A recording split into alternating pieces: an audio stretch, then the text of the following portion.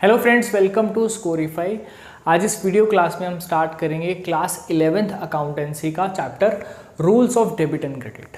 Chapter start करने से पहले चैप्टर की मैं वेटेज और टॉपिक्स बता देता हूँ आपको। देखिए, चैप्टर की वेटेज है 3 to 4 मार्क्स और इसमें 3 टॉपिक हैं। Double entry system first, second है the terms debit and credit और थर्ड है rules of debit and credit, जो एक्चुअली में हमारे चैप्टर का नाम है, टाइटल है। ठीक, इस वीडियो क्लास में हम 2 टॉपिक कवर करने वाले हैं, double entry system and the terms debit and credit. और ये जो थर्ड हमारा टॉपिक है rules of debit and credit, इसे हम इस चैप्टर के पार्ट 2 में डिस्कस करेंगे। एक टॉपिक बहुत डिटेल में डिस्कस करेंगे, इसीलिए वीडियो को एंड तक देखें।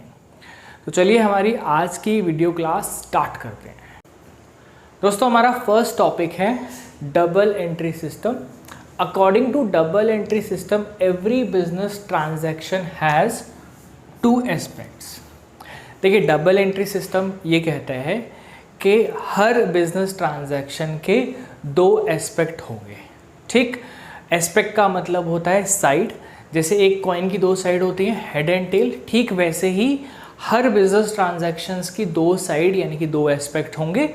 One aspect is debit aspect and other aspect is credit aspect. एक एस्पेक्ट डेबिट एस्पेक्ट होगा, दूसरा एस्पेक्ट क्रेडिट एस्पेक्ट होगा।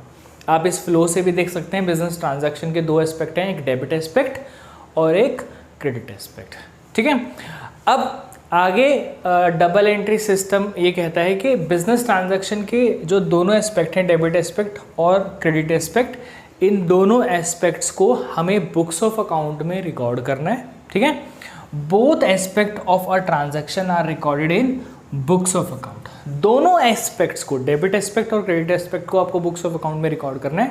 ऐसा बिल्कुल नहीं होना चाहिए कि आपने डेबिट एस्पेक्ट रिकॉर्ड कर दिया, क्रेडिट छोड़ दिया, और क्रेडिट एस्पेक्ट रिकॉर्ड कर दिया, डेबिट छोड़ दिया। नहीं, दोनों एस्पेक्ट्स को आपको रिकॉर्ड करना है। ठीक, और सेम अमाउंट से रिकॉर्ड करना है। सेम अमाउंट से हमारा मतलब है कि अगर आपने डेबिट एस्पेक्ट को 50,000 से रिकॉर्ड किया है तो क्रेडिट एस्पेक्ट को भी 50,000 से ही रिकॉर्ड करना होता है। ठीक है, इसी से रिगार्डिंग एक प्रिंसिपल है। Double entry system is based on the principle that every debit is equal to every credit.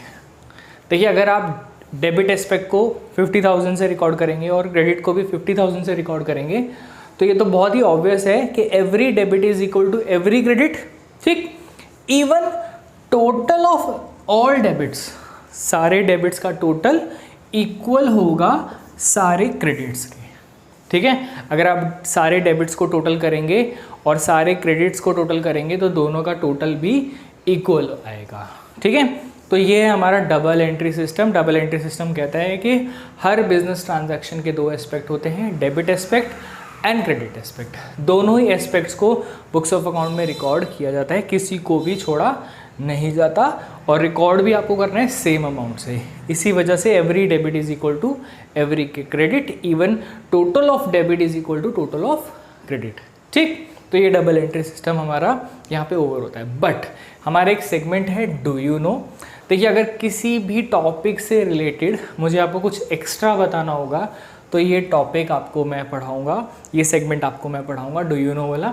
अब डबल एंट्री सिस्टम में कुछ एक्स्ट्रा बातें बताता हूँ मैं आपको। Double entry system of accounting is more than 500 years old. ये सिस्टम 500 साल से भी ज़्यादा पुराना सिस्टम है। ठीक है, इस सिस्टम को फर्स्ट टाइम एक्सप्लेन किया था इटालियन मैथमेटिशियन ने जिसका नाम था लुका पैसियोली, और इस सिस्टम को एक्सप्लेन किया गया था 1494 में, करीबन 530 ईयर्स पहले, 530 साल पहले एक्सप्लेन किया गया था। ठीक, for this reason Luca Pacioli is known as father of accounting. देखिए, डबल एंट्री सिस्टम जो है वो पूरी दुनिया में one and only scientific system है जिसके अकॉर्डिंग हम लोग बिजनेस ट्रांजैक्शंस को रिकॉर्ड करते हैं, और ये पहली बार एक्सप्लेन किया था लुका पैसियोली ने 1494 में। इसी वजह से लुका पैसियोली को हम फादर ऑफ अकाउंटिंग भी बोलते हैं। ठीक, तो ये था डबल एंट्री सिस्टम। इसके बाद हम बात करते हैं हमारे नेक्स्ट टॉपिक की। दोस्तों हमारा सेकंड टॉपिक है the terms debit and credit. देखिए इससे पहले जो हमने टॉपिक पढ़ा डबल एंट्री सिस्टम, उसमें हमने समझा कि every transaction has to aspect, एक डेबिट एस्पेक्ट, दूसरा क्रेडिट एस्पेक्ट। इस टॉपिक में हम लोग डेबिट और क्रेडिट के बारे में थोड़ा और समझेंगे। हम यहाँ पर समझेंगे कि डेबिट और क्रेडिट क्या है और डेबिट और क्रेडिट रिकॉर्ड कहाँ किए जाते हैं। ठीक है, तो देखिए the terms debit and credit are two sides of an account. देखिए अकाउंट क्या है ये मैं आपको अभी यहाँ पे बताने वाला हूँ, लेकिन अभी इतना याद रखेंगे, डेबिट और क्रेडिट एक अकाउंट की दो साइड हैं। ठीक, डेबिट जो है, debit is left side and credit is right side of an account. Debit जो है एक अकाउंट की लेफ्ट साइड है और क्रेडिट जो है एक अकाउंट की राइट साइड है। ठीक, ये है डेबिट और क्रेडिट का मीनिंग कह सकते हैं आप। ठीक है, अब हम आगे बात करते हैं कि what is account, meaning of account. ठीक है, देखिए अकाउंट क्या है, आप ऐसे समझ सकते हैं कि अकाउंट एक प्लेस है, एक जगह है जहां पर हम सिमिलर नेचर की ट्रांजैक्शंस को समराइज्ड वे में रिकॉर्ड करते हैं।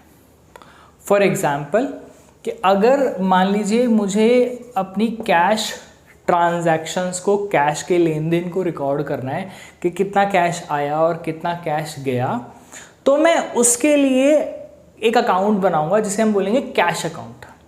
उसमें मैं कितना कैश आया ये भी रिकॉर्ड करूंगा और कितना कैश गया ये भी रिकॉर्ड करूंगा। ठीक है, ऐसे अगर मुझे बैंक से रिलेटेड ट्रांजैक्शन का रिकॉर्ड रखना है तो मैं उसके लिए बनाऊंगा बैंक अकाउंट।